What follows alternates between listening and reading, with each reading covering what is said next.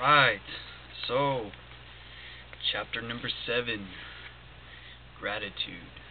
I just want to say a little bit of something about gratitude before we get started. Be thankful for what you have, because there's always somebody with less. And so here's a little something to think about. When you're thankful for the things that you have in your life, you will be given more. Let's say, for example, you get somebody a present, and they're not very thankful for the present you got them. You probably won't really want to buy them another present, at least anytime soon. Now, would you? It's the same way with life. If you're not thankful for the things you have and the things that are given to you, how do you expect to get more? You're not open to receiving more. You're not open to enjoying more if you're not grateful for the things you have. So, just food for thought.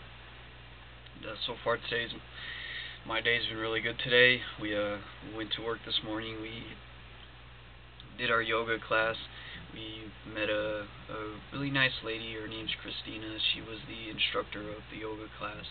And I was asking her how I could possibly get my yoga certificate so I could instruct a yoga class. And she went ahead and let me know that she didn't even have her yoga certificate, that she got her training in through LA Fitness. And so I ended up getting the lady's number to see when the next instructions, or when the next thing that they're having may be. And I know as a trainer there, I can't do both personal training and yoga instructions, but it's always something that I had interest in and would love to learn and to do, and to be able to teach people that as well. Something I'm definitely looking into doing in the future, because I've always been into meditation and oneness and the chakra systems and energy and things like that. And yoga is definitely the best way to bring your mind and your body in alignment with each other, and also leaving you feeling relaxed and cleaned. Because yoga is not an exercise. The poses help clean the energy systems of your body. So, all that being said, let's get started with chapter number 7, gratitude. The illustrations given in the last chapter will have conveyed to the reader the fact that the first step towards getting rich is to convey the idea of your wants to the formless substance. This is true, and you will see that in order to do so, it becomes necessary to relate yourself to the formless intelligence in a harmonious way. To secure this harmonious relation is a matter of such primary and vital importance, and I shall give some space to its discussion here, and give you instructions which, if you follow them, will be certain to bring you into perfect unity of mind with God. The whole process of mental adjustment and atonement can be summed up in one word: gratitude. First, you believe that there is one intelligent substance from which all things proceed. Second, you believe that this substance gives you everything you desire. And third, you relate yourself to it by a feeling of deep and profound gratitude. Many people order their lives rightly, and in other ways are kept in poverty by their lack of gratitude. Having received one gift from God, they cut the wires which connect them with Him by failing to make acknowledgments. Kind of like what we were just going over before we actually started this chapter. Be thankful for what you have. Someone always has less, and if you're not thankful, how could you expect to receive more? Because you're not open, you're not receiving, putting yourself in that state of reception. It's funny because they always talk about that too, that because giving and receiving are the two halves of the complete whole. Yeah, you first have to give in order to receive, but also in order to receive, you have to be receptive to what it is that you're receiving. Or you may not even notice it, you may not even acknowledge it, and that is definitely what you are getting from whatever it is that you put out. It is easy to understand that the nearer we live to the source of wealth, the more wealth we shall receive. And it is easy Also to understand that the soul that is always grateful lives in closer touch with God than the one which never looks to Him in thankful acknowledgement. The more gratefully we fix our minds on the Supreme when good things come to us, the more good things we will receive, and the more rapidly they will come. And the reason simply is that the mental attitude of gratitude draws the mind into closer touch with the source from which the blessings come. If it is a new thought to you that gratitude brings your whole mind into closer harmony with the creative energies of the universe, consider it well, and you will see that this is true. The good things you already have come to you along the line of obedience to certain laws. Gratitude will lead your mind out along the ways by which things come, and it will keep you in close harmony with creative thought and prevent you from falling into competitive thought. Gratitude alone can keep you looking towards the all and prevent you from falling into the error of thinking of the supply as limited, and to do that would be fatal to your hopes. There is a law of gratitude, and it is absolutely necessary that you should observe the law if you are to get the results you seek. The grateful outreachings, kind of skip the sentence really quick.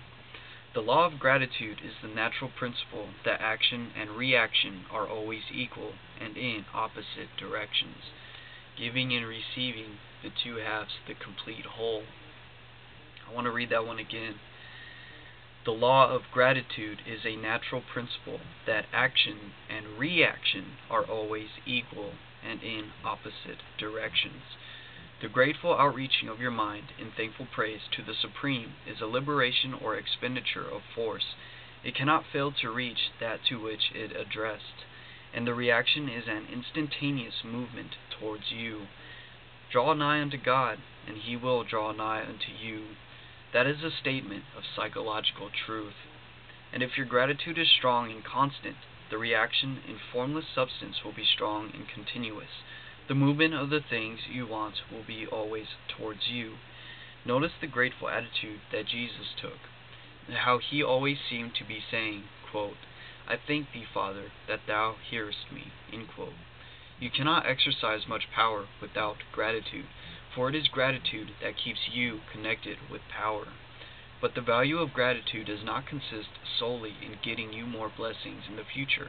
Without gratitude, you cannot long keep from dissatisfied thought regarding things as they are. The moment you permit your mind to dwell with dissatisfaction upon things as they are, you begin to lose ground.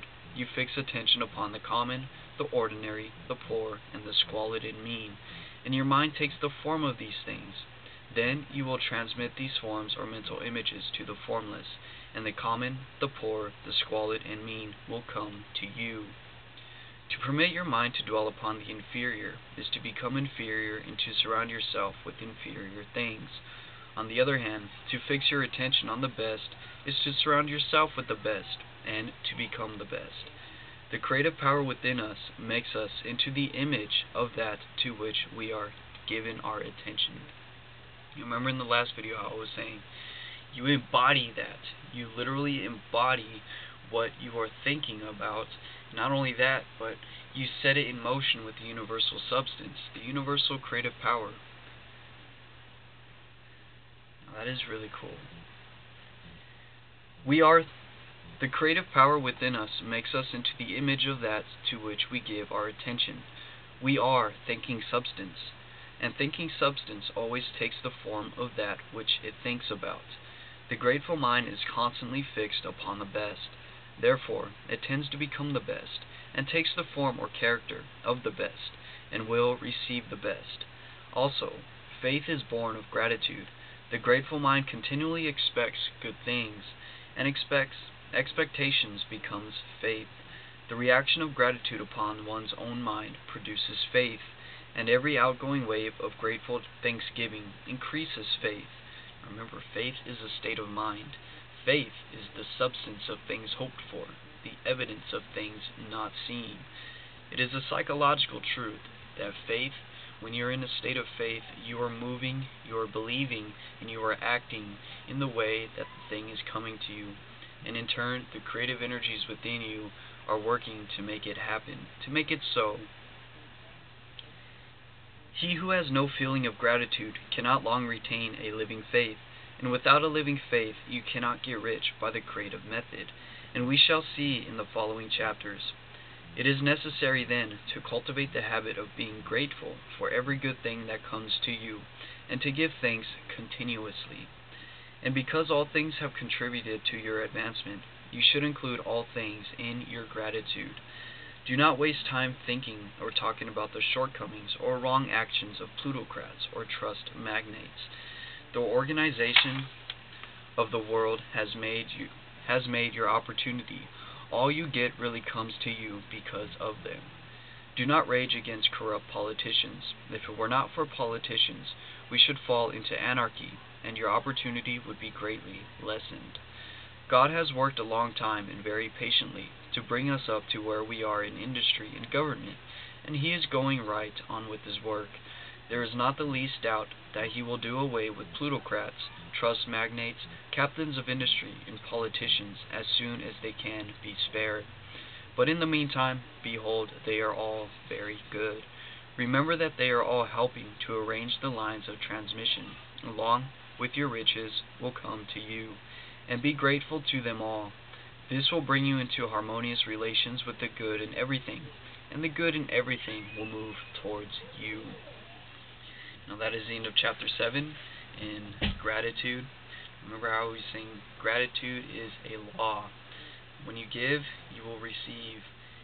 You must first give in order to receive, and when you receive, it allows you to give even more. Remember, the two halves, the complete whole. And, I'm going to go ahead and end it there, and getting ready to read chapter 8 and thinking in a certain way.